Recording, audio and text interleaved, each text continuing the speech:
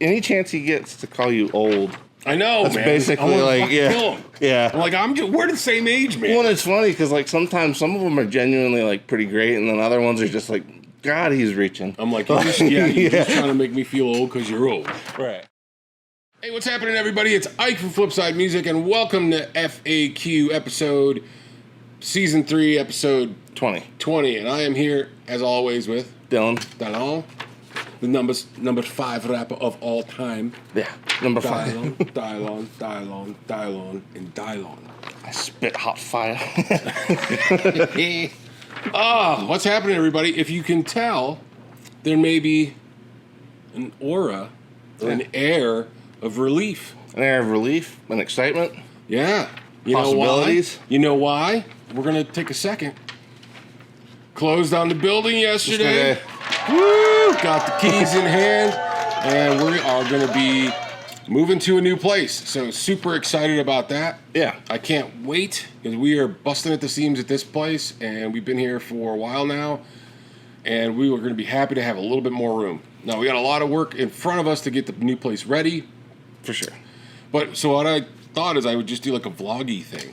Yeah. So if you guys are okay with me doing a vloggy thing about... Kind of track the progress over at the new shop. Yeah.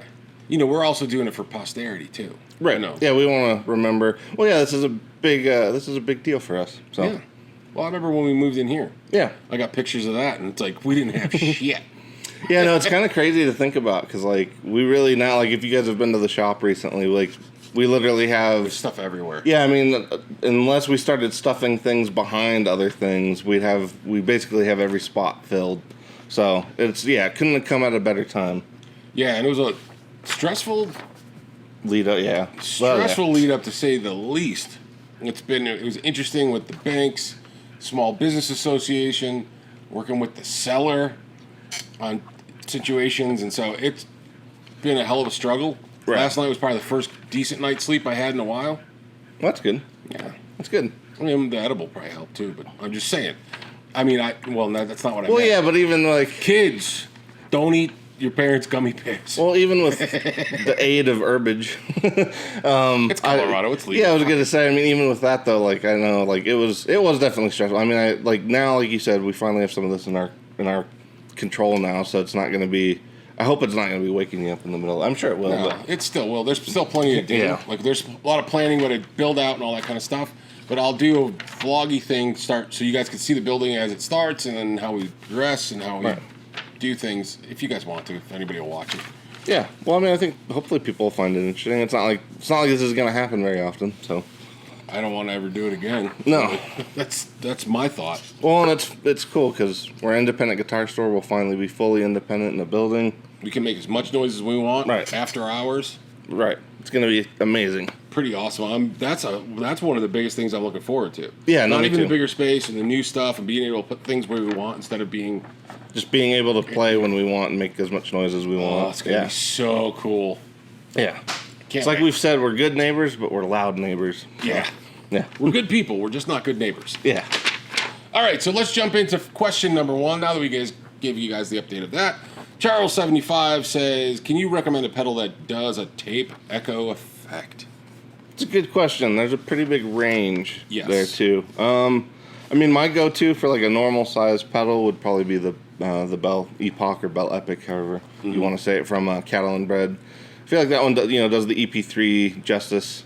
Yeah, but I mean, the Volante does it too. Well, I was gonna say on the far range, the Volante, because obviously I have that one. But that would be that'd be my number one choice, because that one actually hits drum heads, or magnetic drum heads, tape echo, and like the studio tape echoes. So that one's like a 3-for-1 on the tape side. So the RE20.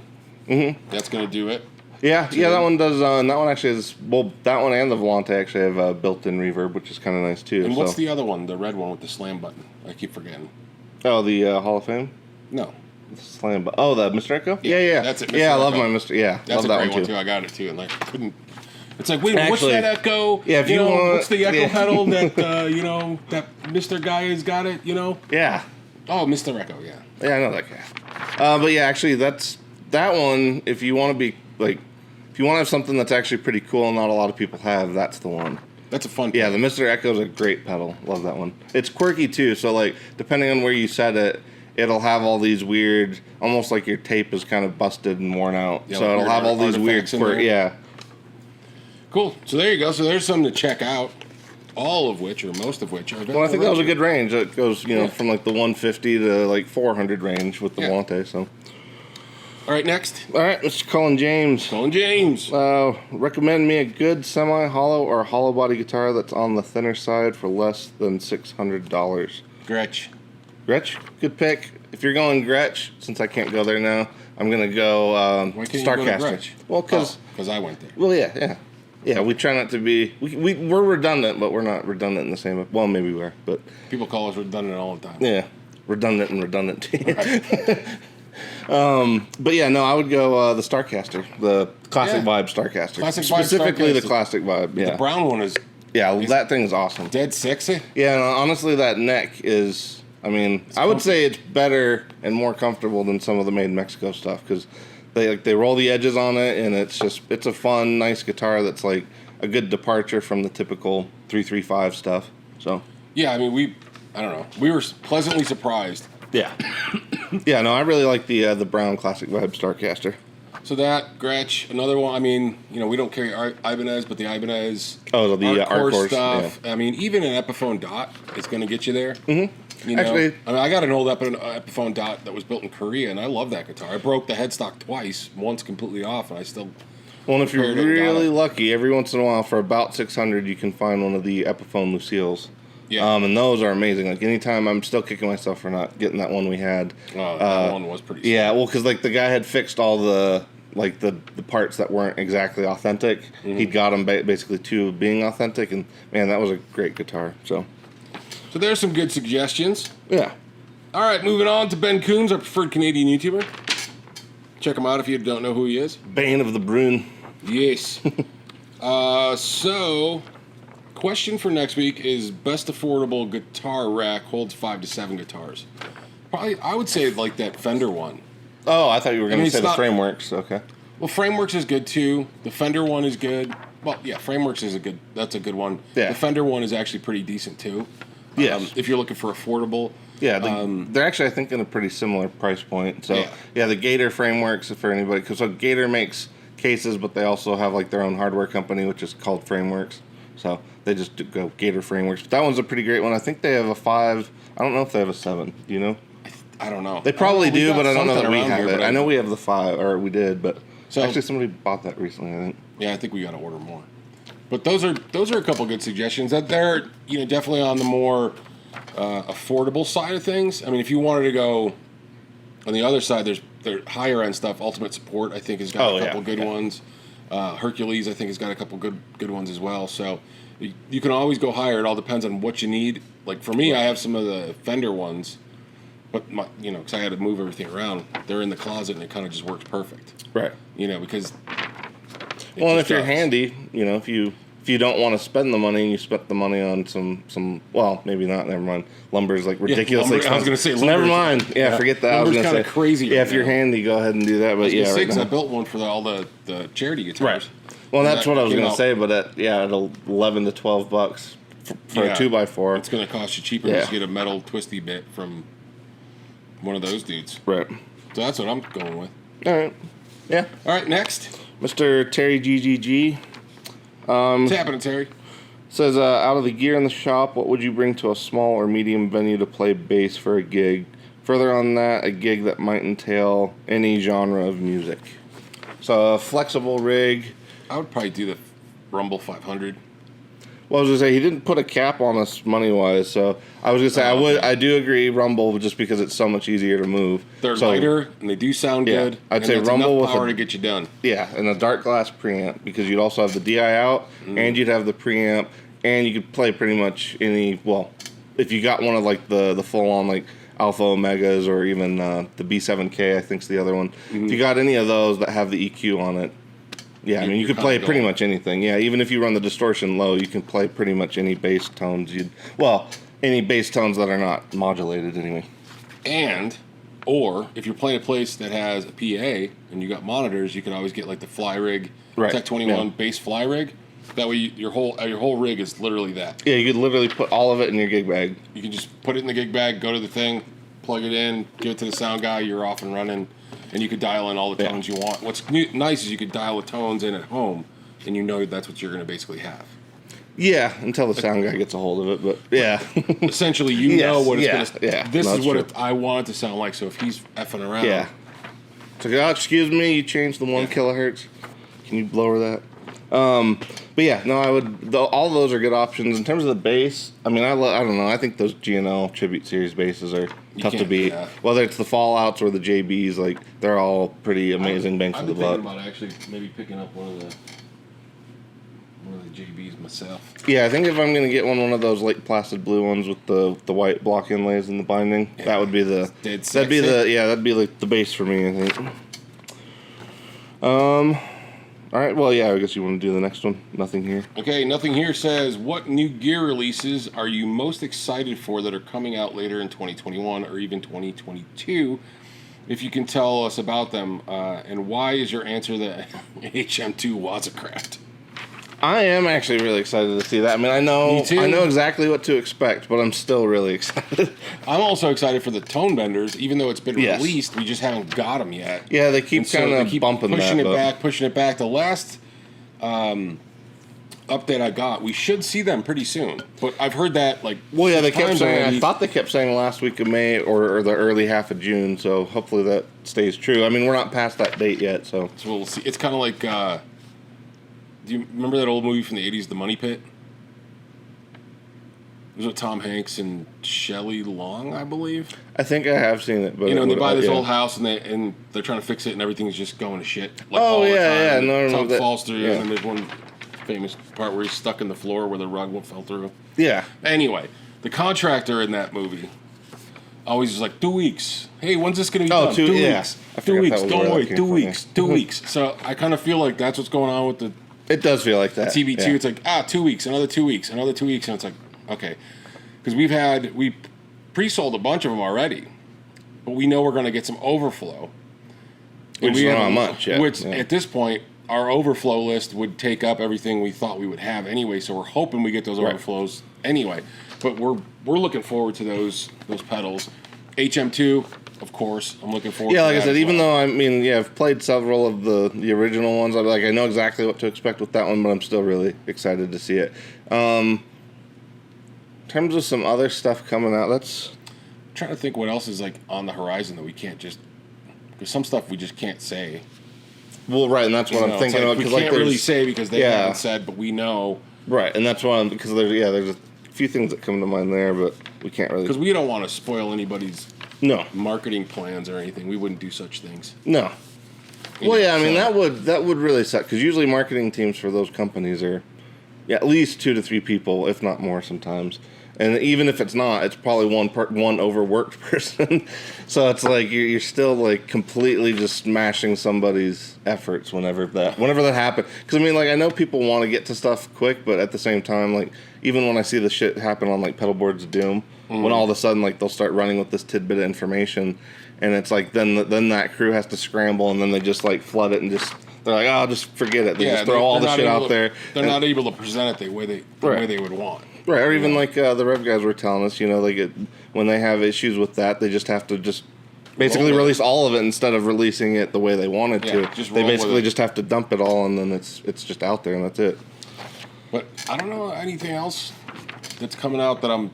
Well, actually, I just mentioned the Tech 21 bass fly rig. They're doing another version? They're doing an updated version, so I'm actually looking forward to that because, to go back to that, because I might be taking on a bass gig, and I figured that would be easy.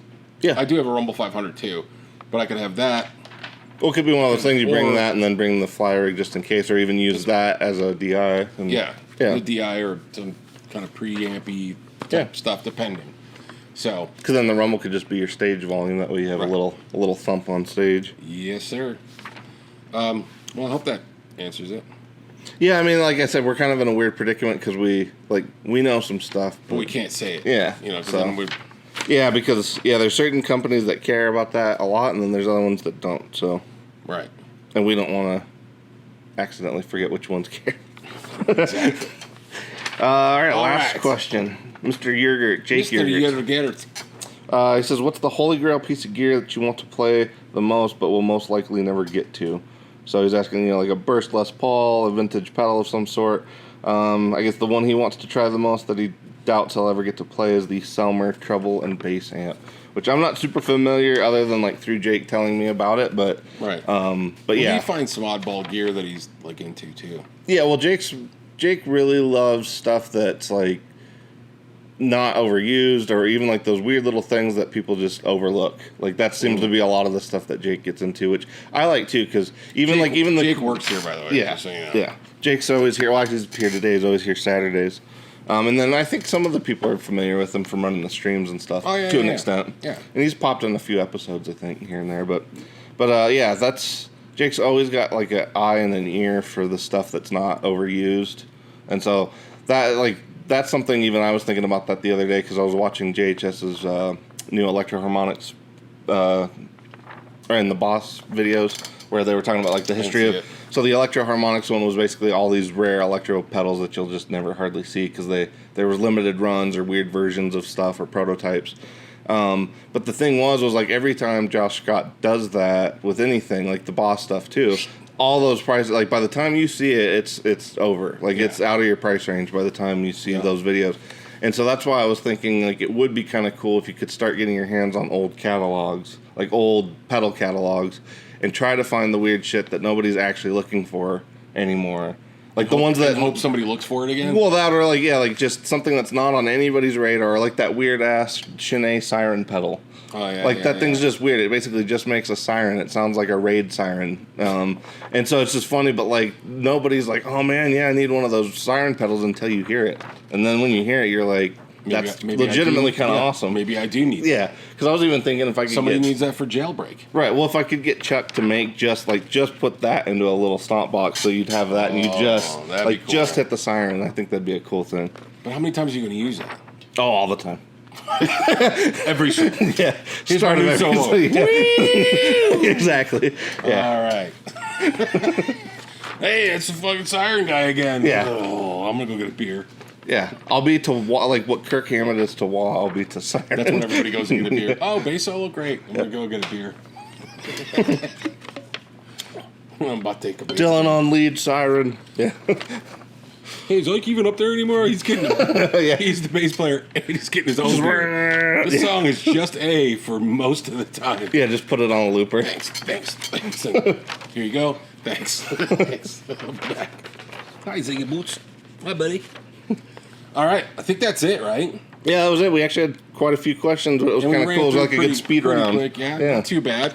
Plus, I got to go over to the new place. Yeah. Do some stuff. Yeah, I think that's it, right? Yeah, I think so.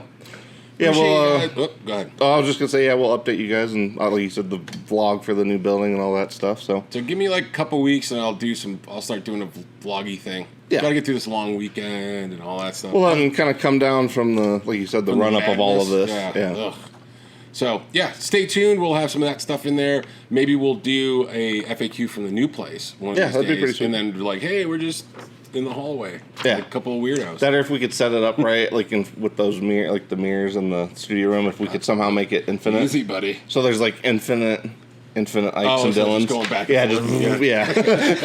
Everybody be like, no, please. And don't, we're just like, please don't do that ever again. Yeah. It actually would be pretty great. Yeah, as a weird portal into the new. We started out and we're just like we're dressed the same. Right. We're in the hallway. Just and then just like The Shining. Yeah. That would actually be pretty great. Yeah. Try to get like MJ or somebody with a camera and a little bike to come down. That'd be so, we could do that. MJ. We actually could, yeah. If we could only do all the stuff that we think about. I know. I wish we could make that stuff just happen like instant. Maybe we might be able to once we get to the new place. Yeah. We got more space to do nonsense. So. Right. All right. Well, that's it. We're wrapping it up for this episode. Yep. I was like, brain. All right. We'll catch you guys later. Thanks for tuning in. Subscribe, tell all your friends, all that good stuff. Yeah, hit the like button, because actually when you guys hit the like button, we know exactly what you actually want to watch. So. Yes. All right, well, thanks, guys. See you guys on the flip side. Woo-hoo!